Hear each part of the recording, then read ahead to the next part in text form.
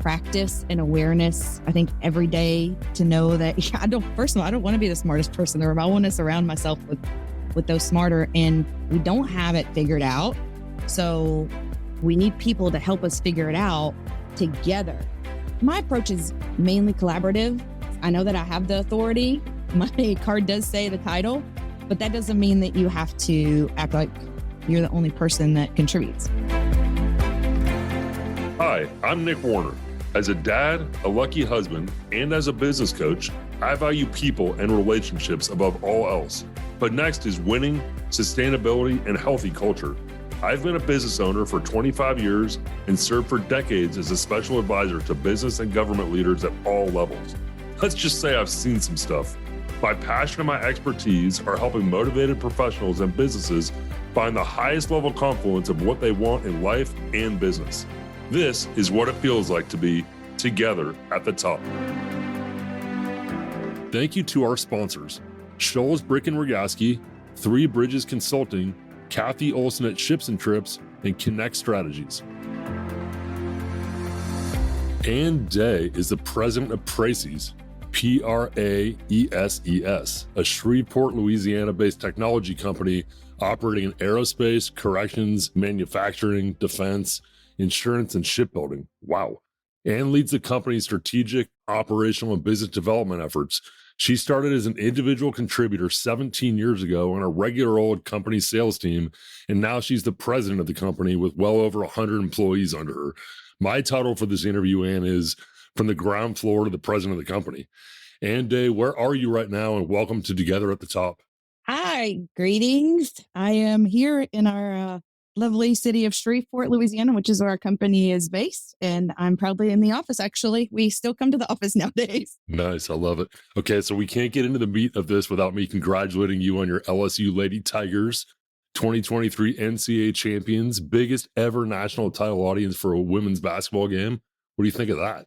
How about them Tigers? Absolutely. And what a stud of a win for Kim, the coach. And I think one of my favorite things about it is just how she embraced her team afterwards. It wasn't an individual victory for her. She totally embraced the team and really praised the entire group. That was really cool. Yeah, really, you must be really stoked. Absolutely stoked. Absolutely. Hey, so Together at the Top's been on an emerging and younger leaders kick recently. So this is a great opportunity for us all to learn from you, from your obvious triumphs and probably not as evident hurdles and stumbles. Can't wait to get started. You ready to roll? Let's do it. All right, let's do it. Let's start with your background. And you were a branch manager at Enterprise after college in sales right out of the gate. Tell us about your first job and what you took away. You know, I don't credit the management program at Enterprise enough, but they put you through a pretty rigorous management training program. And that's really sort of the very beginning of your career there. You're in training for about 6 months before you can really apply for any of the other positions. But that company, and at the time it was a smaller family-owned company, they send you into this program in St. Louis. And they spend a lot of time really focusing on management, on customer service, dealing with difficult people, multitasking, and really things that, you know, throughout your career, you sort of take for granted, but at the very beginning, you have no idea how to do. And there's a lot of emphasis and follow through on that training. And so it just served really as a great base before you took on the position. And I ended up as a branch manager at the airport here in Shreveport to really make you think about all of the different factors that make you successful at your job. Give us a little detail. I wasn't planning to ask you too much detail, but it's actually because it was really foundational. It sounds like, what are a couple things or a few things you took away? Yeah. So, you know, not many people know that running a branch for Enterprise Rent-A-Car is more than just getting the car pulled up, right? And making sure it's ready to go. But interfacing with a certain type of public, interfacing with a certain type of customer at the airport specifically, you've got people that are in a hurry, that are ready to go, give me the keys, you know, and this is really before some of the automation of technology that we have to deal with today. So there was a lot of time and effort spent on the emphasis of dealing with people. So that was a really huge takeaway. The second aspect of it was understanding how to manage the data of the branch and what are certain factors that are, you know, successful for that branch, you know, the kind of cars, the type of fees that are charged for on those vehicles, how long they're out, the maintenance, just tremendous amount of information. And it was really broken down to really in certain aspects that are easy to digest. So you as a manager with all the fast-paced activity, you could really make sense of it. So there's that aspect of it. And then the other, which is what people really see, is rolling up your sleeves literally. Enterprise was very big on establishing a professional presence with its public. So we literally were in suits and button downs, by the way, which they had a program to help people coming out of college buy said clothes so that you could look presentable.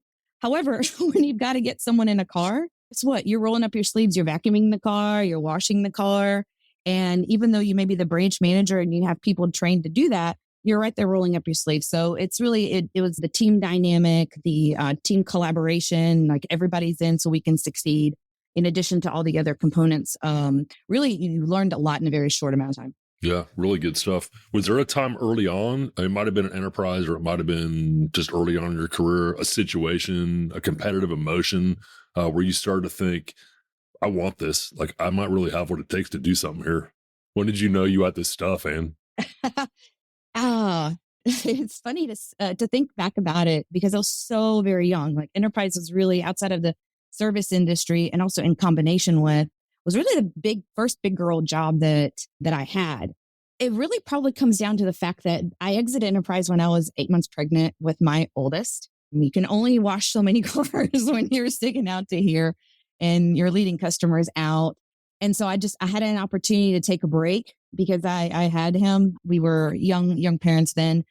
And it was then that I really spent a bit of time and I thought to myself, okay, what do I want to do? And you reflect on, gosh, I really like to deal with people. I'm not bad at this numbers thing. And so at that point in time, and, being young parents, you got to get a job. You got to get back out there. It really opened my eyes to the fact that I want to do something with business. I need to talk to people. I need to connect with people. And I really wanted to make sense and I wanted to be meaningful. I want the value to be there for the customer. But I had no idea what I was going to do. What words would you use to describe you in your first 10 years of your career? So while I attribute a lot of the learning at Enterprise, I really didn't see a career until I started here at Praeses. The first 10 years were challenging, a lot of work, growth, learning, training, excitement, partnerships, travel. But beyond anything else, it was hard work and training and really mentorship. So that describes the work, challenging, a lot of growth, learning, collaboration. Talk about you. What adjectives would you have given you during those same years? Oh, goodness. I was so young. How young were you at that time? I was 24 when wow. I started Praeses. Wow. Yeah. Which the positive of that was I was so young. I was hungry. I was determined. I was willing to do just about anything. I was a sponge for information. I was also very inexperienced, yet confident. In some instances, probably arrogant. But, really all of those things combined just made me want to work harder and harder to help my team out, to make my mentors proud, to grow within the company, to make my clients happy, and to fulfill just the need to grow within myself and really challenge myself to see what I'm capable of. I love the words you used. Let's see, where's my clock? We are 8 minutes and 32 seconds into this interview. I got my first goosebumps. It started with, you said hungry, and then determined and sponge and confident, and arrogant. Probably, I don't know about arrogant because I don't find you arrogant, confident for sure. I'm getting to know you better in this hour than I may have coming in, but I might use those same words to describe you now.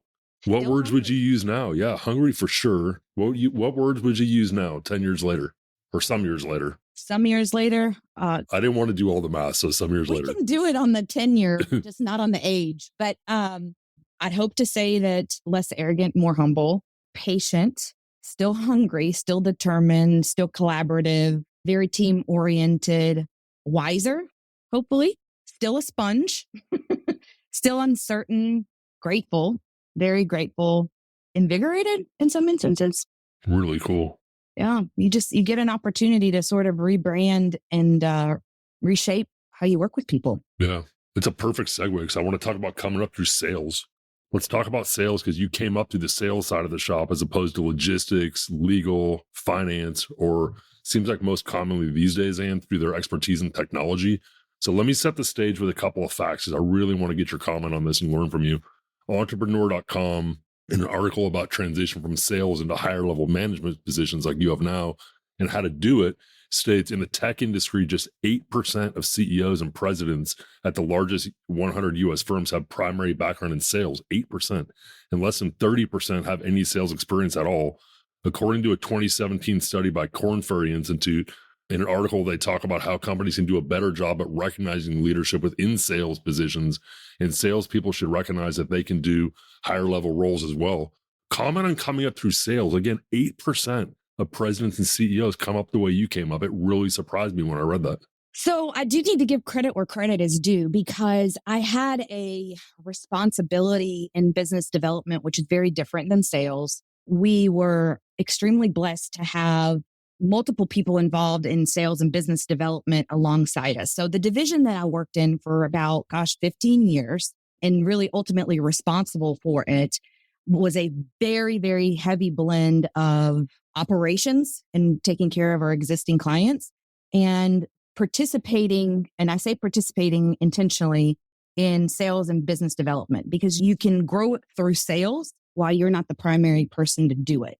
So majority of my job through my tenure was to work with our clients. And as I mentioned earlier, getting to know people, connecting with people, make sure that they receive value in what you're doing is just so important to me. And as part of that, it almost becomes natural to hear about the additional challenges and struggles that they have. And oftentimes that actually results in some sort of an upsell, within their contract. So a lot of that was just very natural without being a sales effort. So learning that over time was extremely valuable, because you're understanding how to listen to people. You're thinking about how to solve challenges differently than the operational side.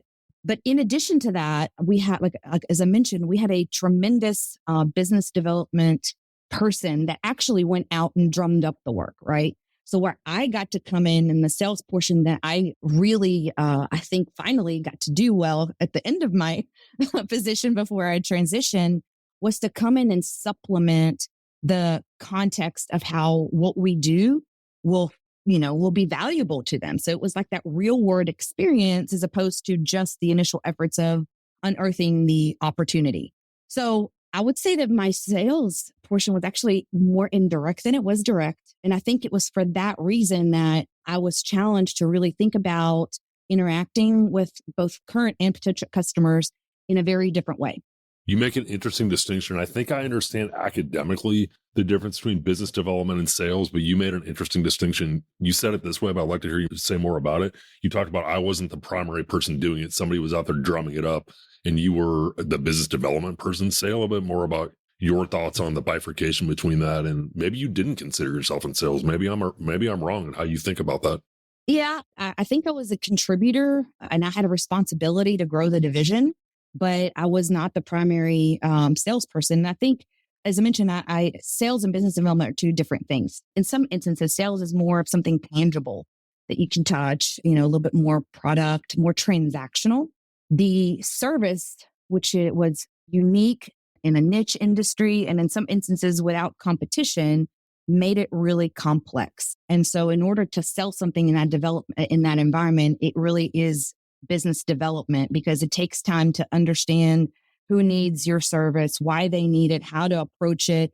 And that process and that cycle is really just long. And so while we had someone to actually do all of that legwork, my role in the business development cycle was really to marry the real world, what is happening in the industry, to the potential clients and their needs. And oftentimes meet with those potential clients, help them understand exactly what we do. Because when you're providing a service, even a consulting service, it's challenging for someone to wrap their head around it and really figure out, unlike, an iPhone that you can see and touch, how what you're talking about is going to make a difference in their lives. Yeah, I appreciate that. That's really interesting, differentiation between sales and business development. And all the while, whether you knew you had your higher floors of the building or not, you obviously were getting training and seeing things that helped you get there.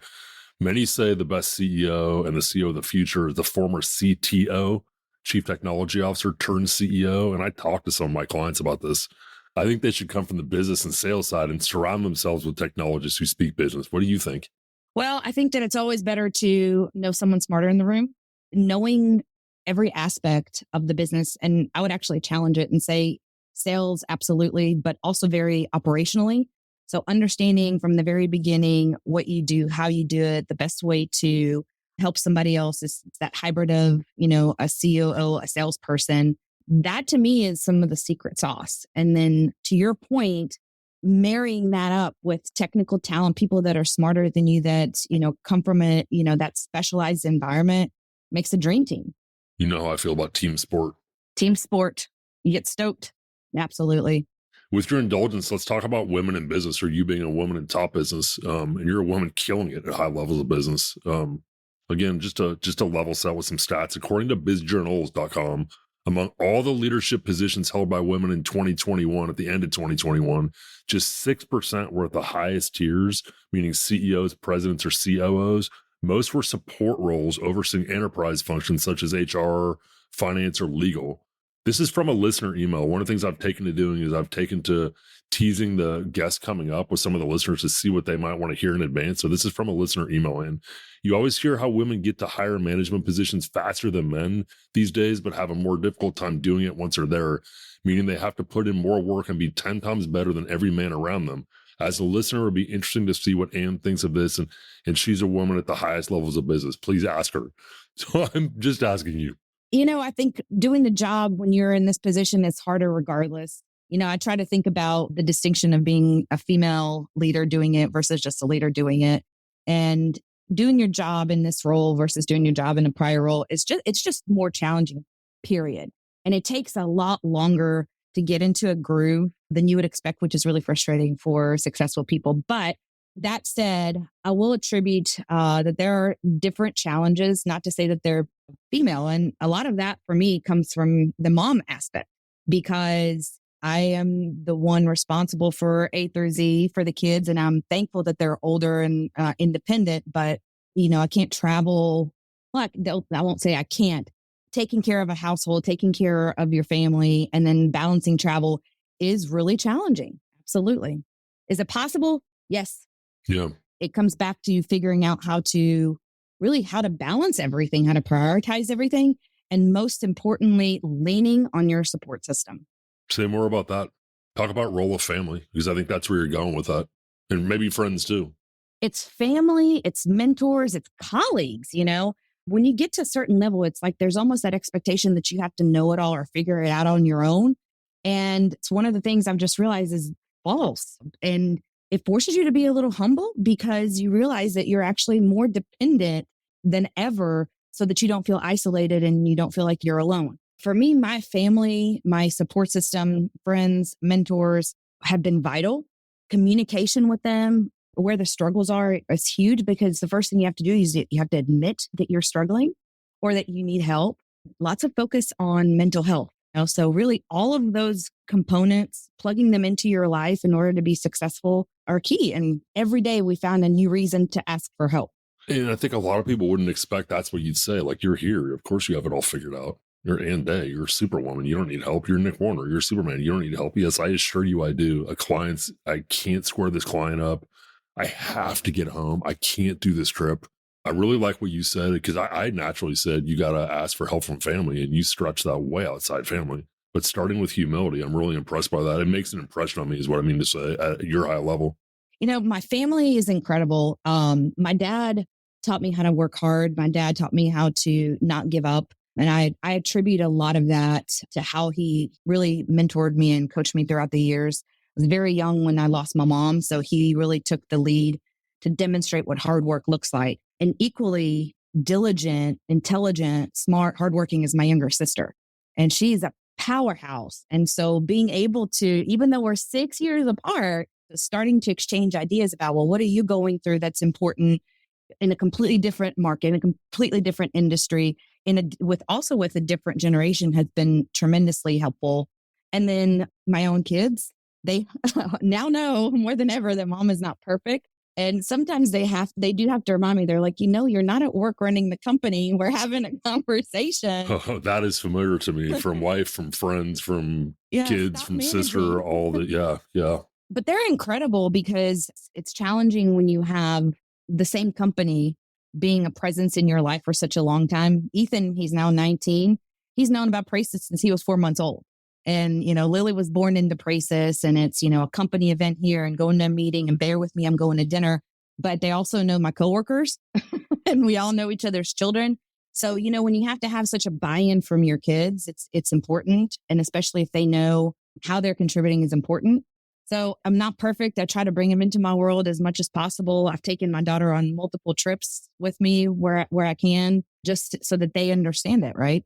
Do you say sorry? Sorry, not sorry. I say sorry at times. I've said sorry to my kids for sure about work things or temperament things, or, I think it's important especially when we're running companies and they know we're a big deal. We screw up, and I try to do it at work too, on my stuff. But with my kids, I want part of humility is, hey, I blew that. Or you've talked at the top of my head too many times. I got to leave my phone in the car. I'm super sorry. What was this? Do you see my hit, Dad? Oh, I didn't. I didn't see. I was at the game, but I didn't see it. I'm really sorry. I'm going to try to stop doing that and be human with them as well. Because you made that point about we're not running the company. We're at home. And part of that is humility is I blew it. I'm trying to get better. Sorry. That is a huge growth area still for me, especially over the last 2 years where, you're in the presidency. Yeah, it takes work. And now my kids will tell you, I don't say, I'm sorry enough. We try to set certain boundaries. When we sit down to dinner, it's like, okay, phones down. Or we go to a play and it's like, phones down. But no, I don't think I do that enough. And that's a growth area for me. I really want to get there. We appreciate your time. If you like what you've heard so far, do me a favor and leave a 5-star review and share with your friends. We'll be right back. The law firm of Scholes, Brick & Rogaski is a go-to partner for me. I work the most with partner Michael Rogaski. I go to them for business contracts, strategic legal counsel to maneuver through or around complex business situations, HR and employee issues, startup needs, intellectual property protections, collection matters, and recently the purchase or sale of a business. I really like the fact they tell me if they're not the best fit, and they give me a warm referral if I need it. Also, unlike so many attorneys are totally level-headed and calm, I've experienced it like their slogan says, small firm service, large firm result. Contact Michael Rogaski at sbrlawsd.com.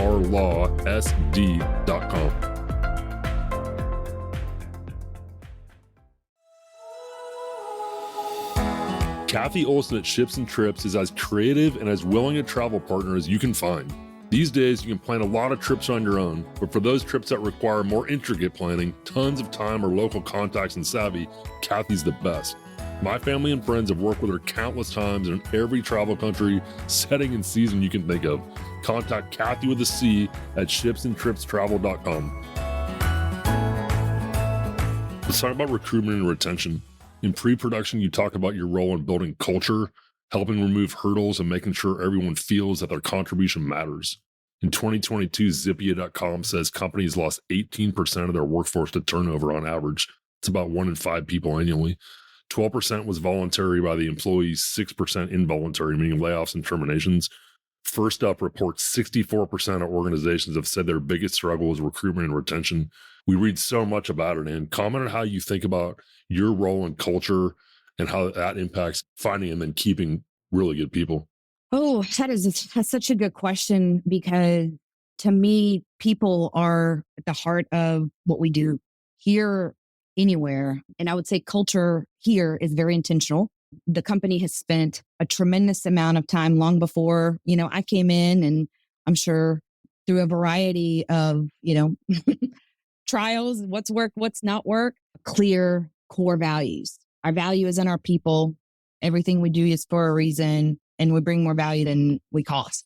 And pair that up with a culture where we specifically look for people that are intelligent, friendly, have high integrity, high work ethic. When you stay true to those principles and you really look for people that exhibit those qualities, you create a culture that is really amazing.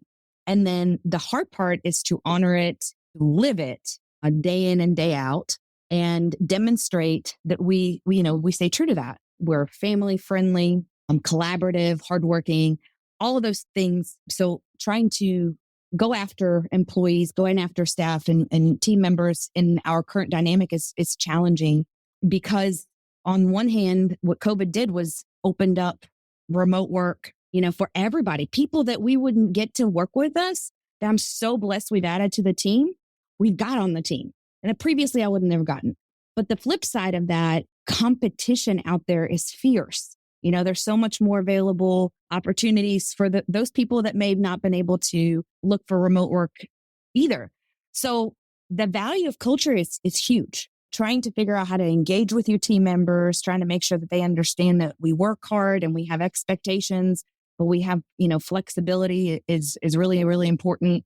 Communication, learning from your employees and allowing them to contribute, like they have a stake in the game and contribute to solutions is really very valuable. So I'm thrilled to say that, when you pay attention to culture, you pay attention to what makes it true and what's made you successful, but you also look at how it evolves and you try to stay, as current as possible and really get ahead of it.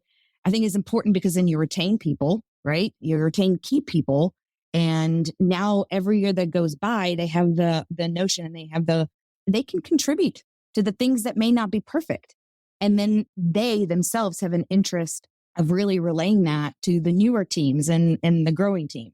And so with that combination, I found that it's easier to retain people and to help them understand why what you do is different than someone that may have just different pay or better benefits. Yeah, one of the things I've observed over time in companies that I've run and been involved in, companies I've worked for, and now as a coach, is the culture things are easy to say, they're easy to write, they're easy to live when things are fine, and they're much harder to live when things are really, really hard in the company or there's a stressful, aberrant situation. How do those things hold together? How do you think about that when things are really, really tough? Raising voices, stress, dictatorial, someone's opinion doesn't matter right now because it's too hot. How do you handle that? How have you observed that over time when things are really hard? Does it hold? I think that's when you slow down a bit.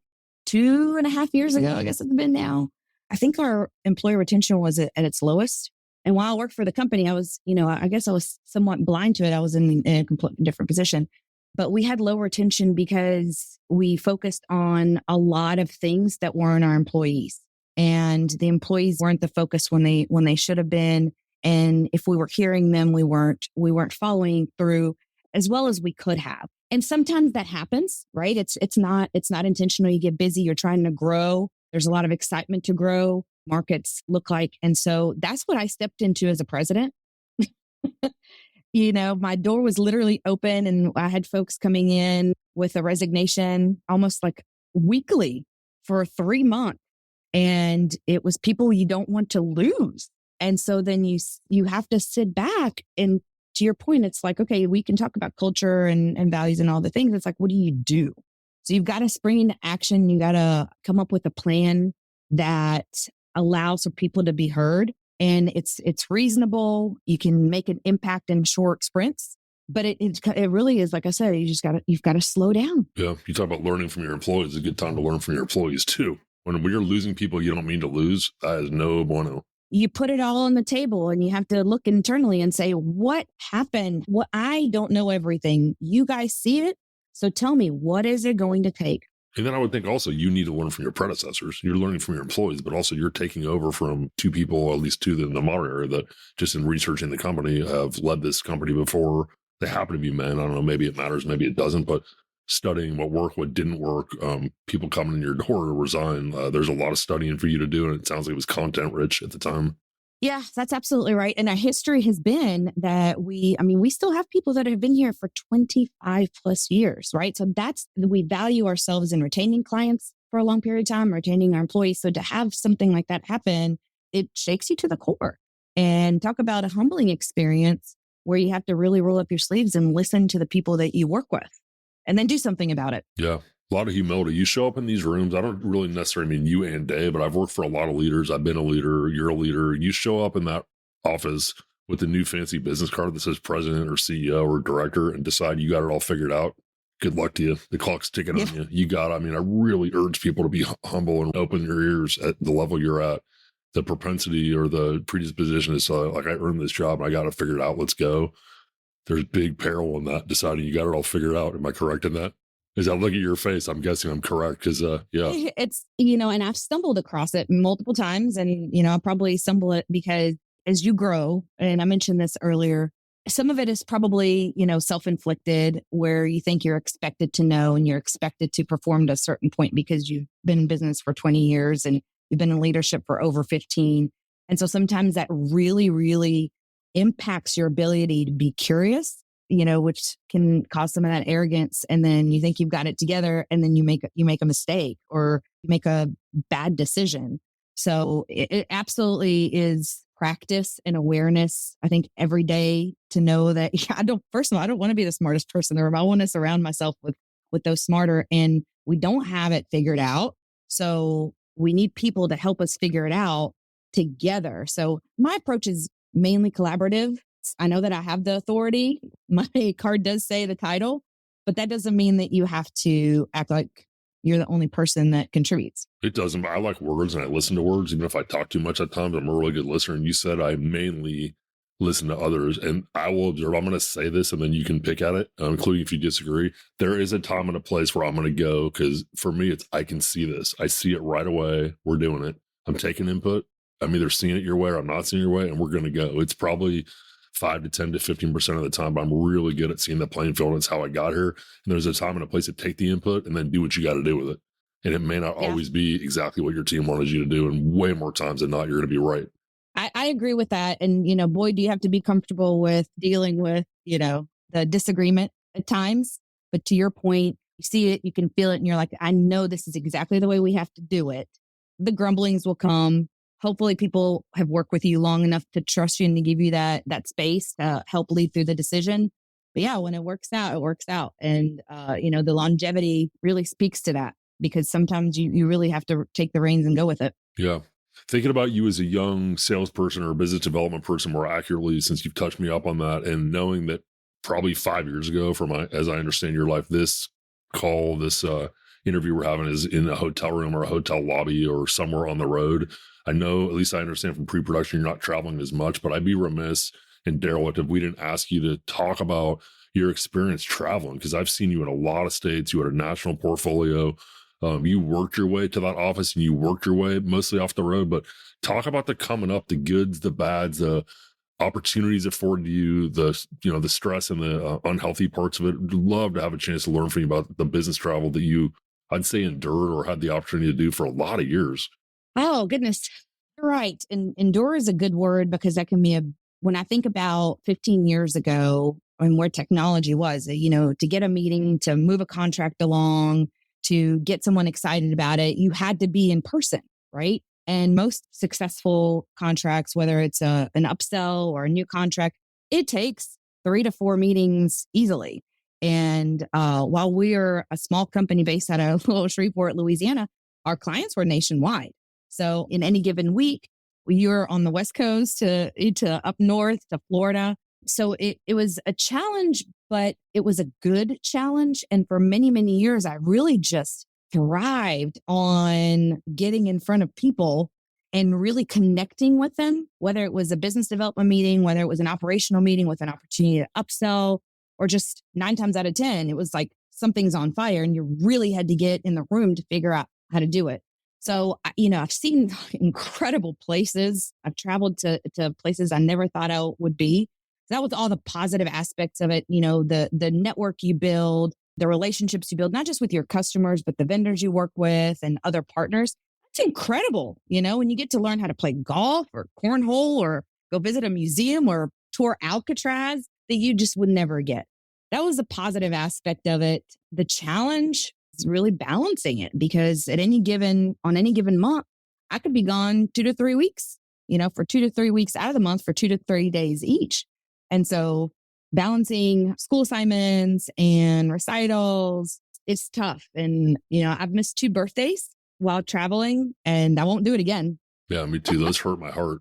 Those are really difficult. And still to this day, my kids will say, oh, you missed that one. Well, so now you're president of the company, and you have these people coming up under you, and you know their pressures, you know the upside and the downside. I coach a growing number of emerging leaders and some people that have come out of the field, like let's say they're technologists, or they could be lawyers, and now they have business responsibility. They've got to grow accounts, they've got to get accounts. And there's a lot of trepidation, especially post-COVID, in travel. And it's not because of the COVID, it's because of habits that were built or never learned. But I also, like you, I'll be a little more acute about it. I really struggled at times with the business travel and the stress also, but the business travel took me away from my family, my friends, my office, my gym. any good eating habits, like things like that. So how do you think about that for your emerging staff and people that have young families, but they got to deliver?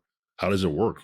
Yeah, absolutely. Well, I think it's really just setting the expectations, but the positive aspect of COVID was general acceptance in the country that there are things that you could do virtually. So, you're forced to think about it as a manager, as a leader, and really as an employee.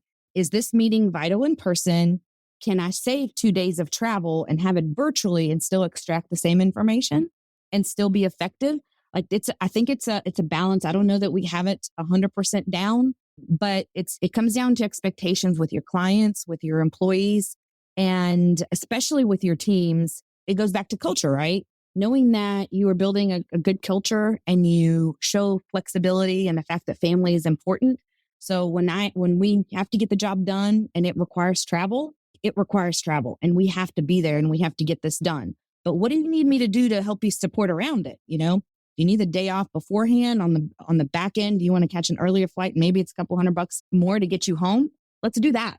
But when we're there and we need to be there in the meeting, we got to get it done. Yeah. I'm not interviewing you because I agree with everything you say. I just happen to agree with everything you're saying right now. Part of what I'm trying to do is I expand both my practice and also the podcast attached to it is I don't want to just be around people I always agree with. I want to be around people that challenge me and that might even give me notions I don't agree with, but I really agree with what you're saying.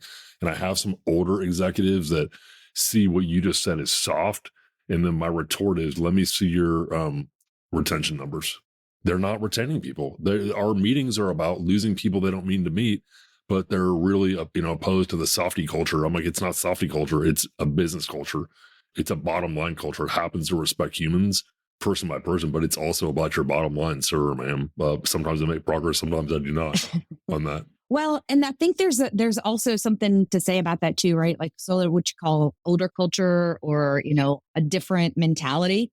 There's a lot to learn from that. That generation grew up working like they didn't know where the next time was going to come from. They put in the trips and, they made the phone calls, and it's tremendous lessons to be learned. But, I think it's like anything else, and maybe it is softy culture, but I'll stand by it. It's like anything else. You have to evolve and see just where humanity, where people, where your workforce is coming from. And so it's a strategic decision. You can make the decision that this is how I will operate. But if I decide I'm going to pull a lever here and there, tame that mentality, and now just apply the new concepts to it, boy, you could be so much more successful and more powerful. And like you said, it comes down to like your retention. When you have people, and I'm blessed to work with people like this, I get goosebumps too, that go out of their way to come back and thank you for, man, I got home last night and I was able to catch the last 20 minutes of this game. Or, man, thank you so much for letting me, only have to be there for 2/3 of this conference. That energy that comes with them fuels back into their work. I can't ask for more than that. Yeah. And I would urge the manager or the executives, pay attention. Like the more you care, the more you pay attention, the better productivity. It's kind of simple stuff. But when I get I'm calling it old school. It's not always old school. It's not even always older. It's just a mentality, like a traditional mentality. If I can't get them on the feeling, I can almost always get them on the fact. Show me your recruitment retention numbers, and recruitment will be impacted too, because people call into people that know in the company, in most companies, and find out how it is. So it's a silent killer. You're not losing them because you're never getting them in the first place because their friends are telling them, oh, it's tough here. Right. There's a lot of truth to that. Yeah. You talked about being the dumbest one in the room, which knowing you some and getting to know you better, I know is euphemistic, and you're never the dumbest person in the room. But what do you have to have on your teams, especially your most important teams? What are the personality traits you need when you're in that room and it's on? Oh, way to give me a hard question. That Well, the flip side is, you want to answer it this way, is what can't you have? I want to know both. What do you have to have and what can't you have on a team, a go-to-market team? How about I answer both? Yes, ma'am. Please do. I can't arrogance in a negative way and just constant negative Neil, negative Nancy. Those are culture killers on the team. And when you're in small teams or large teams or medium-sized teams, that gets you absolutely nowhere. What I have to have in the room is, and look, this is still something I struggle with, and as I learn, but what you have to have in the room is someone that represents a successful area, tactical standpoint. If you're dealing with something that's really complicated from a technology standpoint, make sure you have your technical person. If that's going to impact feature customers, make sure you have someone from marketing or business development. So knowing how to build not too big of a team, because then you won't get anywhere because everybody will have an opinion, not too small because then you're going to leave somebody out. I think it does take time to learn how to do that and make sure that, everybody has an opportunity to contribute.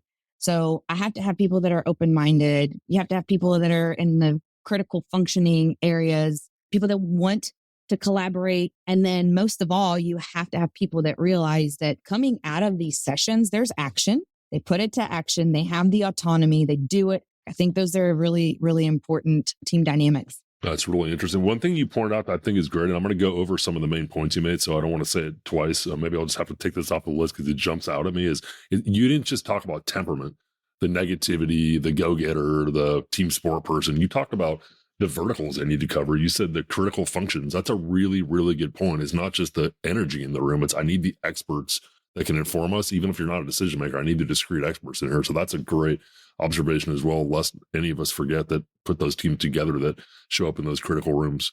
What's the saying that the sum of us is greater than the one of us? For sure. We appreciate your time. If you like what you've heard so far, do me a favor and leave a 5-star review and share with your friends. We'll be right back. Three Bridges Consulting did the video on the recently rebranded nickwarnerconsulting.com. I really love the video because it helps me sell by speaking directly to my prospective clients. Dennis and Sean at Three Bridges Consulting are high-level storytellers for the purpose of helping my prospective coaching clients understand what differentiates me from the pack. A recent new coaching client literally said to me, "You don't need to sell me, Nick. Your video sold me. I understand what you do and how you work with me as a client." That is a true story. You know I love that. Contact 3BC at threebridgesconsulting.co.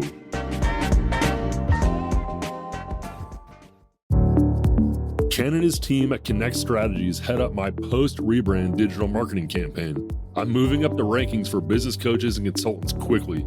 Connect is 20 years in the business, and I feel like they're really focused on my account. I refer business coaching clients to Connect too, and I get really good reports on result, professionalism, and drive. Thank you, Connect. Contact Ken at KNECHT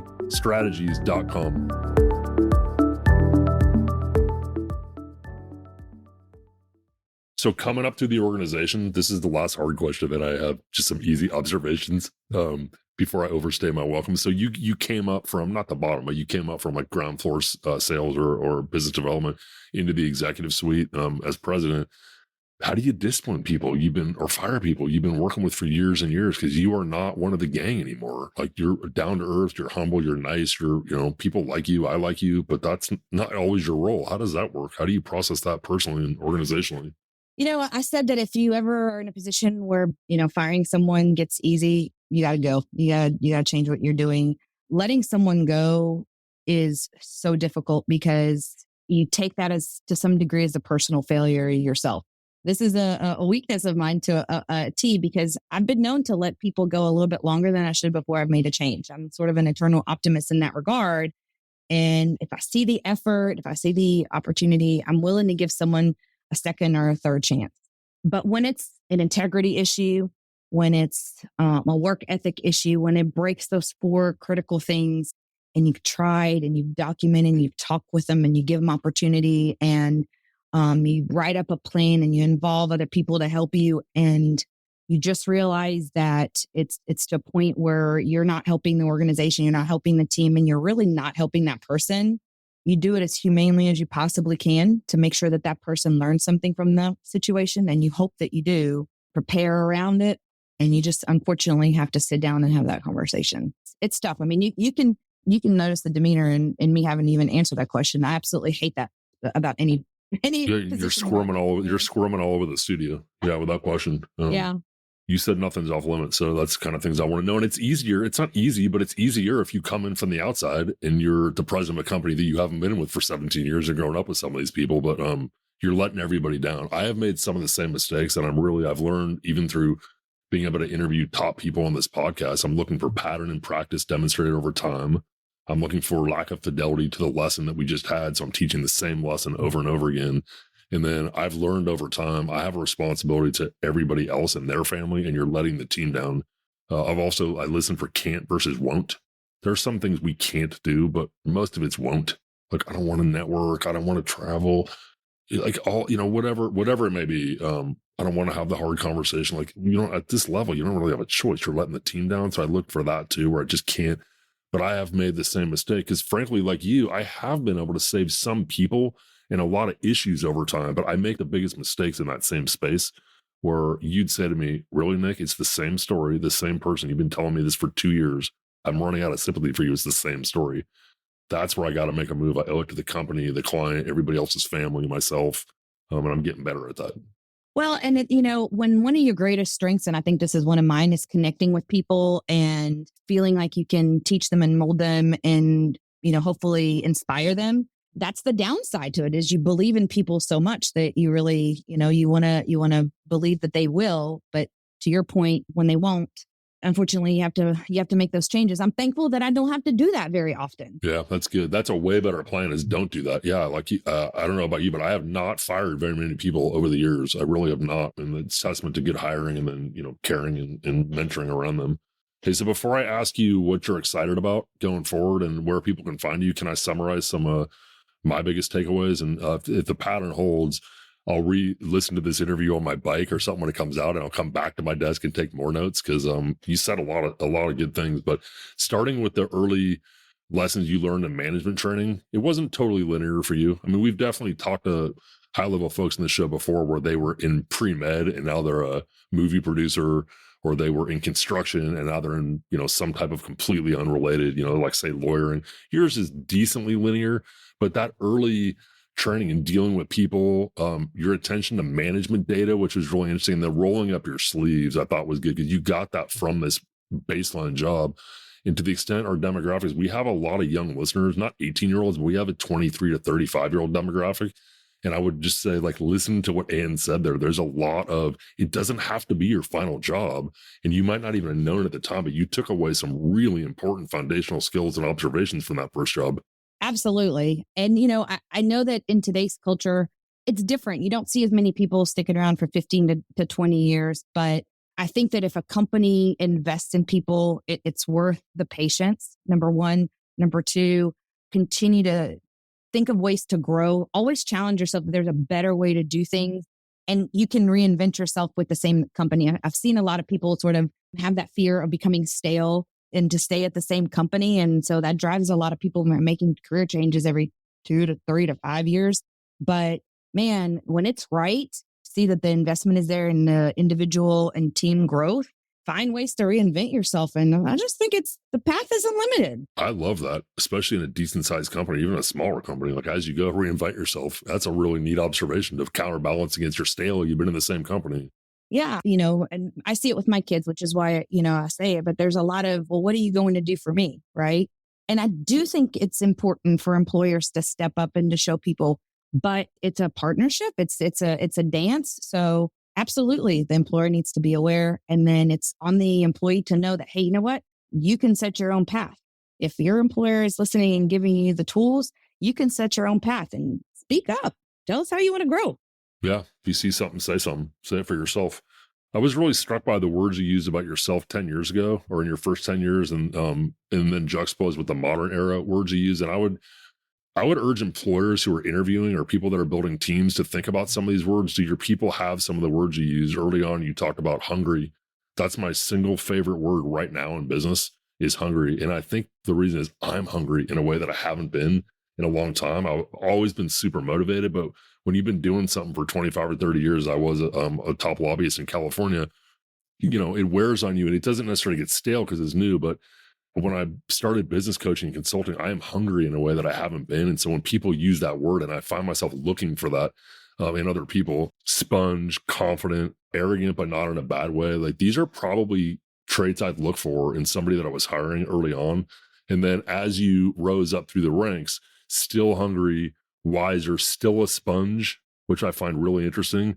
Uncertain, which is not a word I thought you would have used in the executive, but I'm reinventing myself. And so for somebody that, find out all of a sudden that through their hard work ends up at your level, it's okay to reset and be uncertain. And there's discomfort that comes with that, right? Absolutely. I mean, that's day in, day out. I think more than anything is walking in a situation really get a hold of your organization and to function well as a team, it's not 2 years. And that's all I've been doing this for. So I think I'm in a meeting at least once a day where whoa, I'm uncertain. I got to be curious. I got to slow down, but let me be confident about what I do know to try to make the best decision.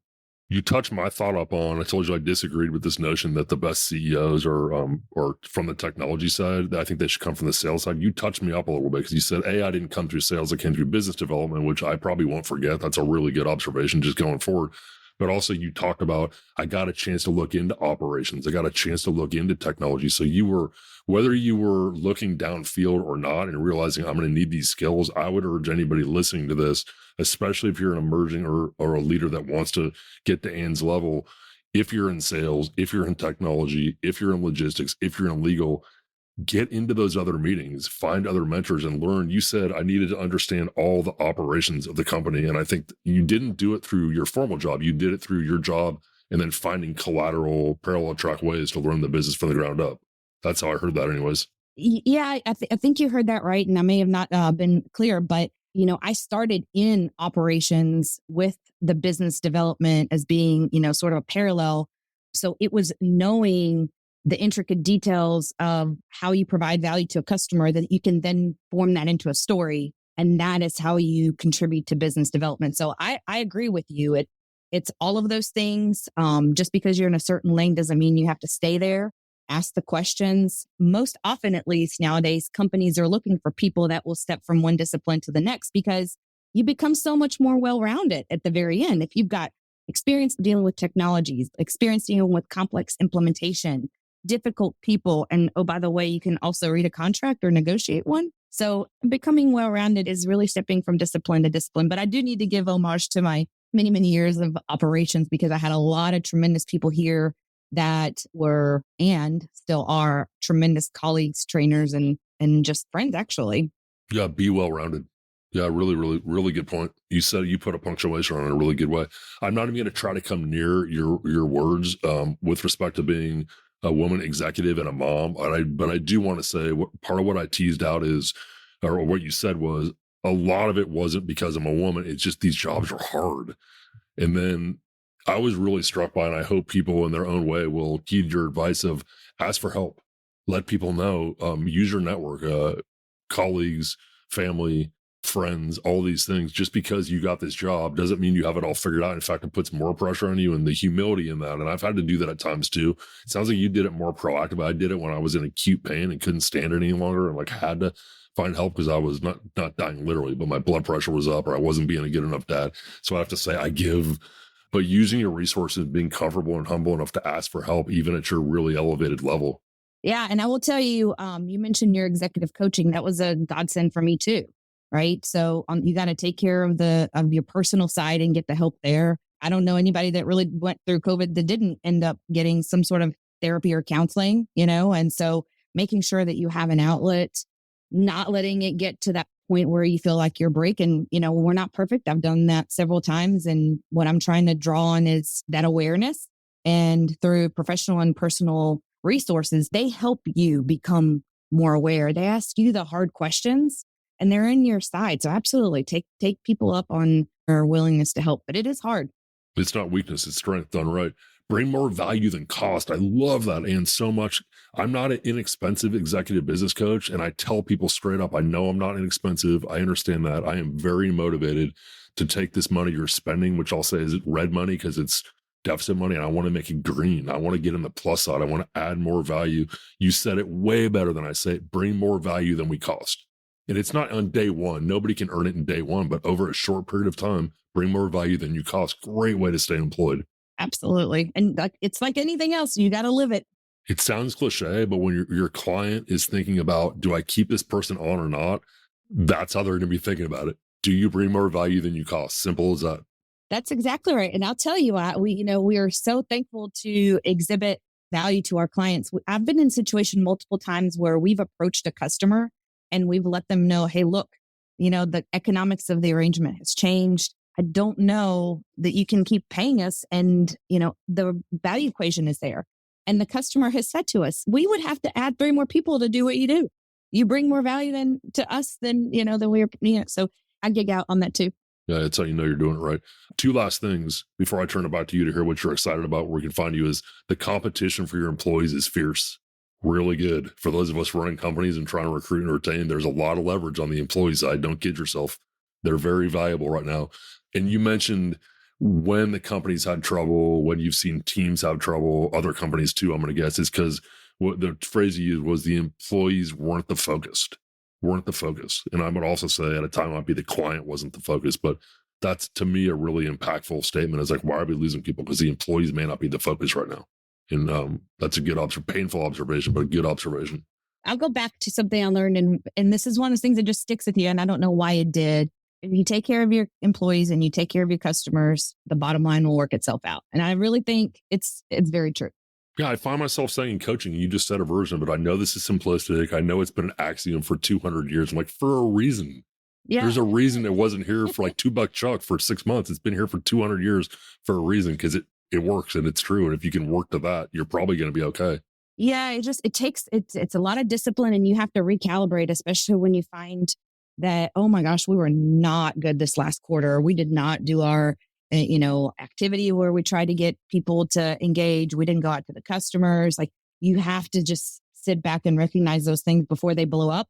Does everybody do it? No, we're imperfect, but you have to realign, and you have to go back to the basics. We're going to have half the people that get a hold of me after the show, because if some number do, it's not half the people that listen, but some people do. Half the ones will say, I really need another hour with Ann. And the other will say, I only have time for an hour podcast. I could easily do. I feel like we're just scratching the surface. Tell us what you're excited about going forward in your life and in your business life, and where we can find you. Well, I find I like to get excited about just about anything, because I love life, and I love being able to do different things.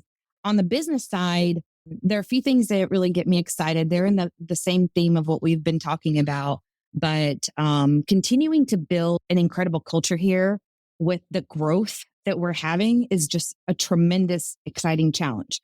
You've got different people with new talents coming in. You've got people that have been with the company for a long, long time that want to issue, wisdom and want to contribute.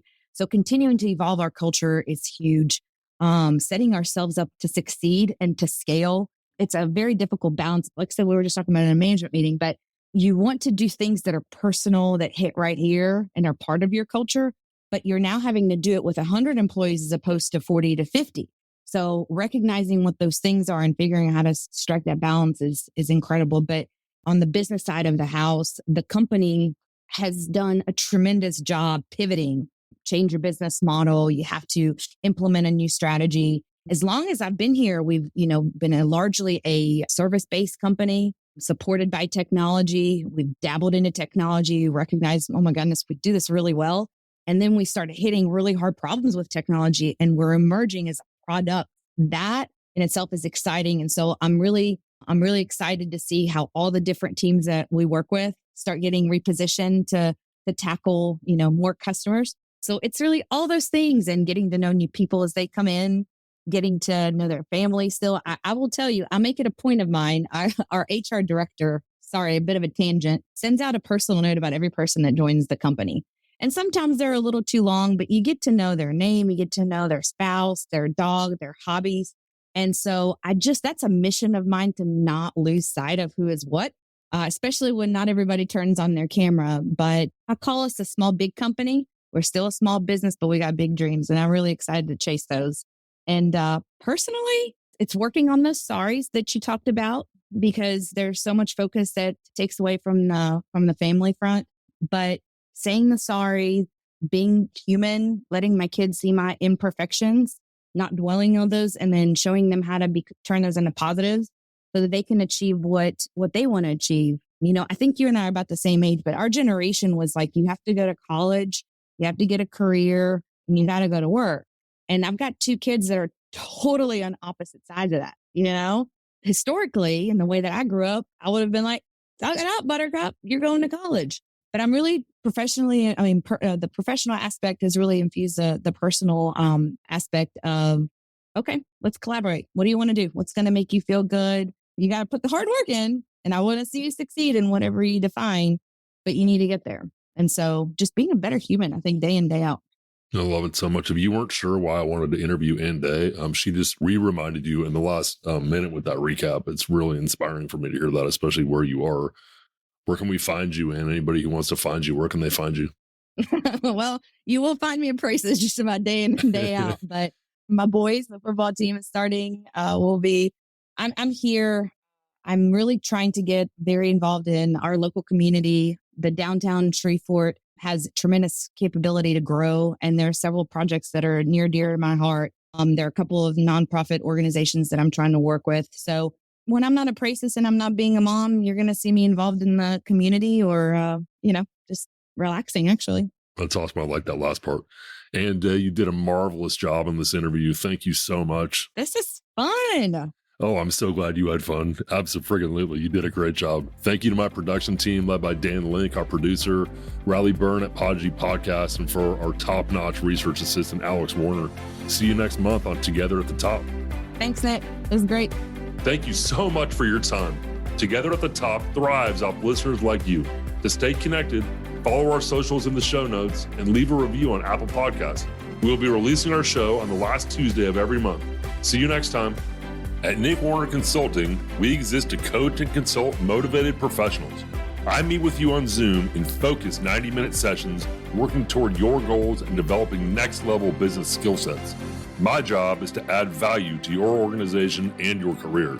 To learn more, visit www.nickwarnerconsulting.com or call me directly at 916-765-3576.